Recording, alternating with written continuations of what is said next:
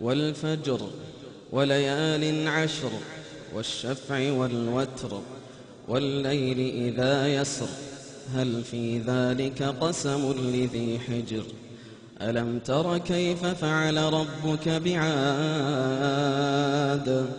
إرم ذات العماد التي لم يخلق مثلها في البلاد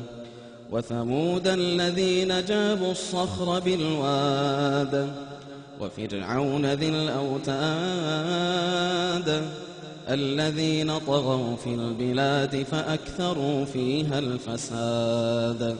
فصب عليهم ربك سوط عذاب إن ربك لبالمرصاد فأما الإنسان إذا ما ابتلاه ربه فأكرمه ونعمه فيقول ربي أكرمن وأما إذا ما ابتلاه فقدر عليه رزقه فيقول ربي أهانن كلا بل لا تكرمون اليتيم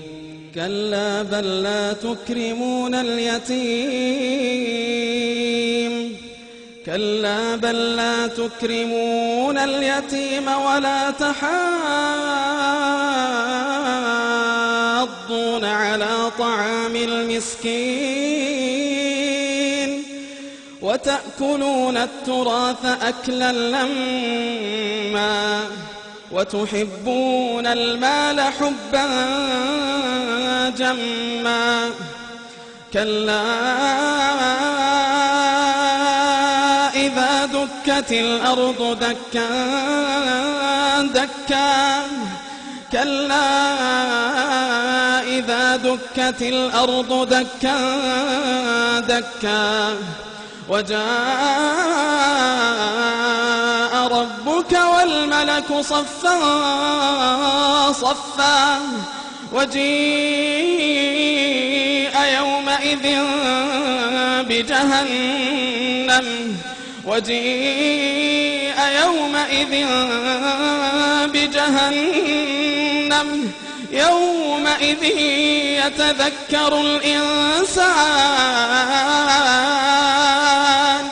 يومئذ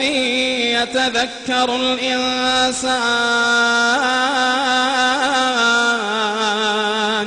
وأنى له الذكرى كلا إذا دكت الأرض دكا دكا وجاء ربك والملك صفا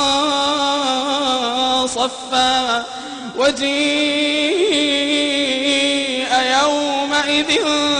بجهنم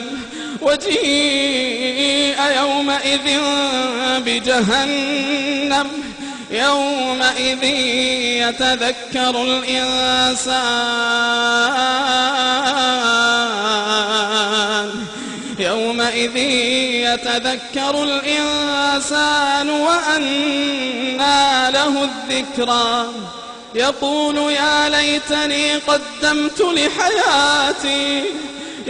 يا ليتني قدمت لحياتي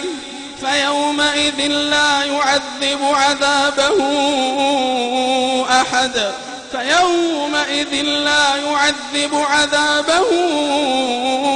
أحد ولا يوثق وثاقه أحد يا أيتها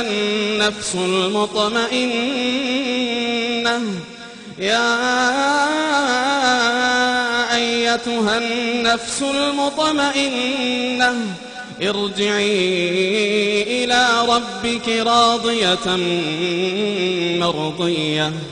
ارجعي إلى ربك راضية مرضية فادخلي في عبادي وادخلي جنتي.